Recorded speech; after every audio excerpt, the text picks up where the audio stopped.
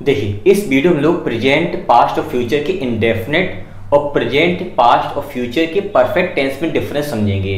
मतलब हम लोग ओवरऑल 6 टेंसेस के बीच डिफरेंस समझेंगे और ये समझेंगे वहाँ पर कि इनमें डिफरेंस क्या है, कौन सा टेंस कहाँ पर कैसे क्या लगेगा और उसका रीज़न क्या है, उसका लॉजिक क्या है और एग्जाम्स को कैसे पहचानेंगे। देखिए, इंग्लिश में एक तो होता है रूल को रटना, एक होता है कॉन्सेप्ट को समझना। हमें बुक्स जो है वो रूल्स को रटवाने की कोशिश करती हैं, हालांकि कॉन्सेप्ट भी समझाती हैं, लेकिन प्रॉब्लम ये कि कॉन्सेप्ट बिल्कुल क्लियर नहीं हो पाता है। क्यों? बुक्स बोलती नहीं है, सबसे बड़ा रीज़न ये है। तो आज हम लोग वीडियो में ये देखेंगे कि प्रेजेंट, पास्ट, फ्यूचर के जो इंडेफिनिट टेंस हैं और प्रेजेंट, पास्ट, फ्यूचर के जो परफेक्ट टेंस हैं उनको हम लोग कैसे यूज़ करेंगे और सेंटेंस कौन सा कहाँ पर जाएगा। हो सकता है कि सारे सेंटेंस हमारे परफेक्ट में जाएं, लेकिन वो प्रेजेंट के पास्ट के फ्यूचर के परफेक्ट में जाएगी, कैसे पता करेंगे। हालांकि वो देखने में हमारे सारे इंडेफिनिट में वो सही लगेंगे, लेकिन जब उसका लॉजिक समझेंगे, जब उसका कॉन्सेप्ट समझेंगे, तो हमें चीज़ समझ में आएंगी कि आखिर में ये परफेक्ट में जाते क्यों हैं। तो चीज़ों को समझने की कोशिश करते हैं। जैसे कि अपना फर्स्ट सेंटेंस है, I shall make a plan by now. अगर मैं एक और सेंटेंस बात करूँ कि I made a plan by tomorrow, तो यहाँ पे देखिए बाय नाउ आया है और बाय टुमारो आया है, कोई दिक्कत नहीं। I shall make a plan by now, मैं अभी तक एक प्लान बना लूँगा। एक तो ये सेंटेंस सही लग रहा है। मैं अभी प्लान बना चुका हूँ, अभी प्लान बना चुका हूँ या अब तक प्लान बना चुका हूँ, सारे सेंटेंस देखने में सही लग रहे हैं। अभी सही कैसे हैं, गलत कैसे हैं, लग तो रहा फ्यूचर में भी जा सकता है, लग रहा है कि ये प्रेजेंट में भी जा सकता है, और ऐसा ही फील हो सकता है कि आपको ये पास्ट में भी जा रहा है। तो प्रेजेंट के, पास्ट के या फ्यूचर के इंडेफिनिट में जाएगा कि परफेक्ट में जाएगा, वो चीज़ें भी हम लोग को समझनी है ध्यान से। अगर यहाँ पे देखें तो यहाँ पे टुमारो आ गया है और यहाँ पे मेड लगा हुआ है, मेड आपकी एक सेकेंड फॉर्म है, तो कुछ गड़बड़ लग रहा है। फिर यहाँ पे देखो, आई complete my work by coming month. अब यहाँ पे बाई कमिंग मंथ आ गया कि आने वाला महीना, लेकिन एक चीज़ कॉमन समझ में आ रही है कि सभी में बाई लगा हुआ है। ठीक है, अभी और समझते हैं। I completed my work last Sunday, पिछले रविवार को मैंने अपना काम जो है पिछले रविवार को समाप्त कर लिया था या कंप्लीट कर लिया था। तो इन सभी सेंटेंसेस में एक बात ये समझ में आ रही है कि इसमें काम किसी समय पर ख़त्म हो रहा है या फिनिश हो रहा है। तो देखो कैसे करना है चीज़ों को, वो चीज़ समझते हैं कि अपने एक शब्द है बाई, अपना एक शब्द है बाई। बाई जो है इंग्लिश में जब भी अपने साथ में टाइम लाता है, बाई जब भी अपने साथ में टाइम लाता है, तो यहाँ पर ये बात समझ में आती है कि अपना जो काम है वो कंप्लीट हो चुका है।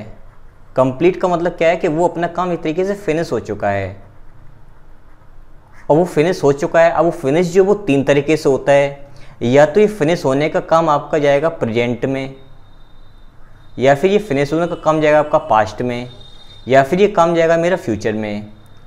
क्योंकि फिनिश होना, कोई भी काम फिनिश हो जाना इस बात को समझाता है कि वो काम परफेक्ट में है। क्योंकि मैं काम कर रहा हूँ तो ये कंटिन्यूस है, मैं काम करता हूँ ये आपका इंडेफिनिट है।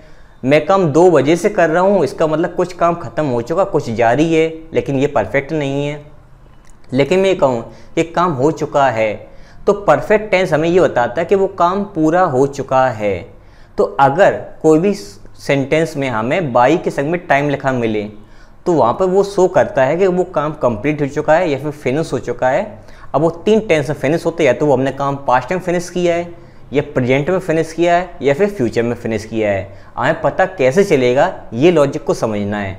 तो ये जो टाइम है, अगर ये टाइम अपना प्रेजेंट का है तो ये सेंटेंस बनाएगा प्रेजेंट के परफेक्ट का। अगर ये समय अपना पास्ट का है तो ये बनाएगा पास्ट के परफेक्ट का। अगर ये समय अपना फ्यूचर का है तो ये बनाएगा फ्यूचर के परफेक्ट का। क्लियर होगा? तो इसका रूल कैसे बन सकता है वो समझने की कोशिश करते हैं कि अगर सेंटेंस में अपने पास बाई है और अपने पास टाइम है, और ये टाइम अगर अपना प्रेजेंट में है, ये टाइम अगर प्रेजेंट में है अपना, तो इसका सेंटेंस जो बनेगा वो कैसे बनेगा वो देख लो। उसका सेंटेंस बनेगा मेरा हैज़ या हैव के साथ में लगेगी मेरी वर्ब की थर्ड फॉर्म। अगर बाय के साथ में टाइम लगा है, वो टाइम प्रेजेंट के बारे में शो कर रहा है, तो अपना सेंटेंस जो है वो प्रेजेंट के परफेक्ट में जाएगा। और अगर भाई वो टाइम मेरा अगर पास्ट में हुआ, तो अगर ये पास्ट में जाता है टाइम तो पास्ट के लिए हम लोग केवल एक ही शब्द यूज़ करते हैं, हैड और वर्ब की थर्ड फॉर्म। पास्ट होने की वजह से हम लोग यूज़ करते हैं हैड और थर्ड फॉर्म।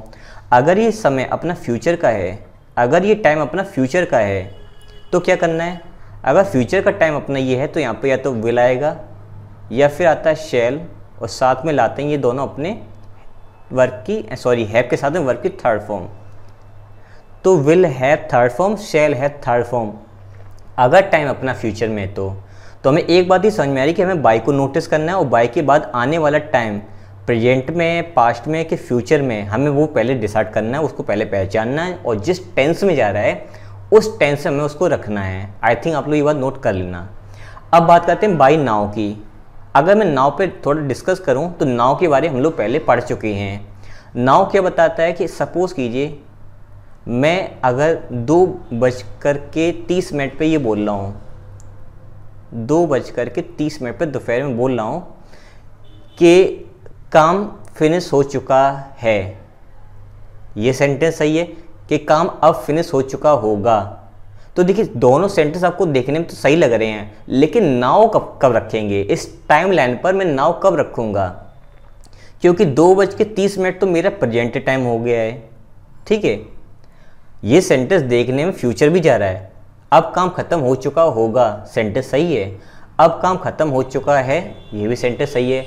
अब काम खत्म हो चुका था, सेंटेंस ये भी सही है। ये सेंटेंस देखने में प्रेजेंट, पास्ट और फ्यूचर तीनों टेंस में जा रहा है। एग्जाम में हमें यही तो कंफ्यूज किया जाता है कि उस सेंटेंस को अर्थ निकालने के दौरान हम लोग उसको तीनों टेंस में सही मानते हैं। फिर वहाँ पे जो सबसे ज़्यादा एप्रोप्रिएट हम लोगों को लगता है, जो हम लोग का इंट्यूशन, जो परसेप्शन, जो सबसे सही आंसर देने की कोशिश करता है, हम उसको सिलेक्ट करते हैं। लेकिन लैंग्वेज को सॉल्व करने के लिए इंट्यूशन, परसेप्शन नहीं बल्कि अंडरस्टैंडिंग की ज़रूरत होती है। तो उस अंडरस्टैंडिंग को समझने के लिए हम लोग टाइमलाइन से समझने की कोशिश करते हैं। अगर मैं बात करूँ कि मैं 2 बजे बात की है अब के बारे में, तो मैं अब, ये तो मेरा हो गया 2:30 के मेरा प्रेजेंट टाइम। अगर मैं इसके पहले अगर जाऊंगा तो ये तो मेरा हो गया पास्ट टाइम। अब 2 कितने भी मिनट हो उसके पहले 2:30 से वो अपना पास्ट टाइम है, और 2:30 में अगर आगे बात करूंगा तो ये तो अपना हो जाएगा फ्यूचर का टाइम। अब मुझे बताइए नाउ मैं कहाँ पे रखूँ, जब मैं बोल रहा हूँ वो मेरा नाउ है कि आगे आने वाला नाउ है कि पीछे जा चुका मेरा नाउ है। तो कॉमन सेंस की बात है, जब भी कोई भी शब्द, मतलब जब भी कोई मैं नाउ से बोलूँ सेंटेंस, नाउ का मतलब इस समय, इस पल को हम लोग जी रहे हैं उसको नाउ बोलते हैं, NOW। और ये बात आपको थोड़ी सी याद होगी, ये मैंने आपको प्रेजेंट कॉन्टिन्यूस टेंस में बताया था कि नाउ शब्द जो प्रेजेंट के बारे में बात करता है, क्योंकि उस समय वो काम जारी होता है। क्लियर हो रहा है? तो मुझे एक बात ही समझ में आ रही है कि जब मैं बोल रहा हूँ उसी समय मेरा वो काम भी हो रहा है। इसका मतलब नाउ जो है वो प्रेजेंट को शो करता है, केवल और केवल प्रेजेंट को शो करता है। तो प्रेजेंट को अगर शो करता है तो इसका मतलब ये समझना कि बाई नाउ का मतलब ये प्रेजेंट का परफेक्ट हुआ। तो यहाँ पे शैल मेक हट जाएगा और यहाँ पर यूज़ होगा have made. I have made a plan by now. मैं अब तक प्लान बना चुका हूँ या बना चुका हूँगा। आपको जो भी अर्थ निकालना है कोई दिक्कत नहीं है, बट कॉन्सेप्ट यही है। देखिए किस तरह से चीज़ों को समझने की कोशिश लगती है, वो चीज़ें ज़्यादा इंपॉर्टेंट हैं। अर्थ निकालोगे, सेंस लगाओगे, परसेप्शन अपने यूज़ करोगे, इंट्यूशन यूज़ करोगे तो बात एक अलग है, बट कॉन्सेप्ट अगर क्लियर है तो आपको आंसर एक बार में आंसर आ जाएगा, ये याद रखना हमेशा। खैर अब मैं बात करूँ बाय टुमारो की, तो इसी टाइम को मैं टुमारो कहाँ पर रखूँगा? 2:30 पे मैं बोल रहा हूँ उस समय मेरा टुमारो है कि पीछे वाले टाइम में टुमारो कि आने वाले टाइम में टुमारो है। 2:30 की अगर मैं बात करूँ, सपोज करो ये मेरा मंडे है, तो आगे आने वाला जो टाइम होगा मेरा फ्यूचर में वो मेरा ट्यूसडे होगा। तो मैं कहूँगी कल तक काम खत्म हो चुका होगा, तो कल मेरे टुमारो तो यहाँ पर आएगा ना। टुमारो मेरा आज नहीं है, टुमारो तो मेरा कल है। और कल का मतलब क्या है? कल का टाइम तो मेरा फ्यूचर का है। अगर फ्यूचर का टाइम मेरा कल है तो ये तो मेरा फ्यूचर टेंस में सेंटेंस जाएगा। तो यहाँ पर विल मेक की जगह, सॉरी मेड की जगह हो जाएगा I shall have made. I shall have made a plan by tomorrow, right answer. यानी कि कल तक ये काम खत्म हो चुका होगा, अब तक काम खत्म हो चुका है। इस तरह से सेंटेंस बनते हैं। अगला देखिए, बाई कमिंग मंथ। सपोज करो मैंने आज की डेट में 2:30 पे मैं बोला, सपोज कि आज की डेट जो है मेरी, या फिर महीना मान लेते, आज का महीना अपना मार्च है, महीना अपना मार्च है, और मैं मार्च के महीने में कह रहा हूँ कि आने वाले, कमिंग का मतलब क्या, आने वाला महीना, कि आने वाले महीने में ये काम हो चुका होगा। तो अगर मैं बात करूँ कि आने वाला महीने, तो मार्च तो मेरा प्रेजेंट का महीना है, इसके पहले अगर मैं चलूँगा तो ये मेरा फरवरी मेरा हो जाएगा पास्ट का महीना, और अगर आगे मैं चलूँ थोड़ा सा तो अप्रैल मेरा हो जाएगा फ्यूचर का मंथ। तो आने वाला महीना कौन सा है, अगर मैं आज इस वाले महीने को मार्च मान के चलता हूँ तो आगे आने वाला मेरा अप्रैल होगा। अगर इस वाले महीने को मैं अप्रैल मान लेता हूँ तो आगे आने वाला महीना मेरा मई होगा।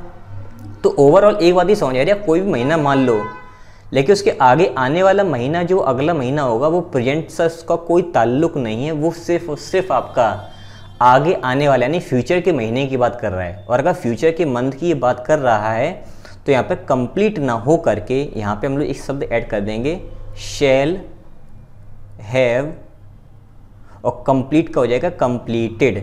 तो इस टाइम ने मुझे ये बताया है कि ये सेंटेंस जा रहा है फ्यूचर में, और बाई ये बता रहा है कि काम कंप्लीट हो चुका है। आई थिंक आपको बातें बिल्कुल क्लियर होती चली जा रही होंगी कि चीज़ें कैसे कैसे रिलेट करते हैं और कैसे कैसे समझने की कोशिश करते हैं।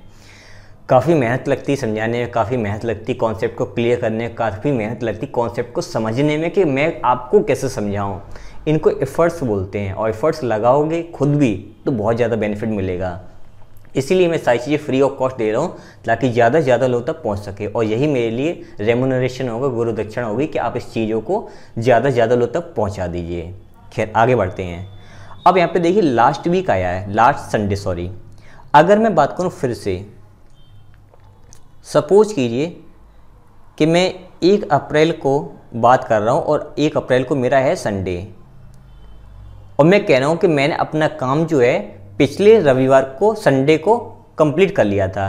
तो 1 अप्रैल को मेरा हुआ संडे, तो इसके अगर मैं पहले चलूँगा तो ये तो मेरा फ्यूचर में आएगा, फ्यूचर में आने वाला संडे। और अगर मैं पीछे चलता हूँ तो फ्यूचर में अपना आएगा पास्ट टाइम, और पास्ट का एक और संडे होगा। तो मैं कहूँ मैंने पिछले संडे अपना काम फिनिश कर लिया था, कंप्लीट कर लिया था, तो आगे आने वाला संडे के पीछे चला गया वो वाला संडे। तो लास्ट का मतलब होता है पीछे, और नेक्स्ट का मतलब होता है अगला। तो यहाँ तो नेक्स्ट तो लिखा नहीं है, तो लास्ट लिखा हुआ है। तो लास्ट का मतलब क्या, मैं 1 अप्रैल से पीछे जाऊँगा और पीछे वाले संडे को मैं मार्क करूँगा कि पिछले संडे की मैं बात कर रहा हूँ। अब यहाँ पर आपको ऐसा लग रहा होगा कि सर यहाँ पे तो आपको फिर हेड का यूज़ करना पड़ेगा। नहीं, क्या यहाँ पर बाय लगा हुआ है? नहीं, यहाँ पे ऐसा तो कोई बात है नहीं कि वो काम फिनिश हो चुका है, वो काम हुआ है लेकिन कंप्लीट हो चुका है, वहाँ पे बाय का सेंस तो आ नहीं ना, तो बाय लगा हुआ है। और मैंने आपको बताया था कि पास्ट इंडेफिनिट में लास्ट वगैरह शब्द आते हैं अपने, तो ये सेंटेंस अपने आप पर करेक्ट है। जब तक बाई नहीं होगा तब तक हम उसको परफेक्ट में नहीं ले जा सकते हैं। तो आज के ओवरऑल वीडियो मैंने आपको ये समझाने की कोशिश की है कि प्रेजेंट, पास्ट या फ्यूचर की जो इंडेफिनिट हैं, जो देखने में सही लगते हैं, वो फ्यूचर, प्रेजेंट या पास्ट के परफेक्ट में क्यों जाते हैं, उनका रीज़न क्या है, उनको कैसे कैसे ले जाएंगे, उनकी क्या क्या कॉन्सेप्ट हैं, वो मैंने समझाने की कोशिश की है। उम्मीद आपको हर चीज़ समझ में आ रही होगी। अगर समझ में आ रही है तो प्लीज़ कमेंट कीजिए समझ में आ रही है, और लोगों को शेयर कीजिए इस वीडियो को, ताकि हर एक ज़रूरतमंद इंसान, हर एक गरीब व्यक्ति इसको पढ़ सके। मिलते हैं नेक्स्ट वीडियो में।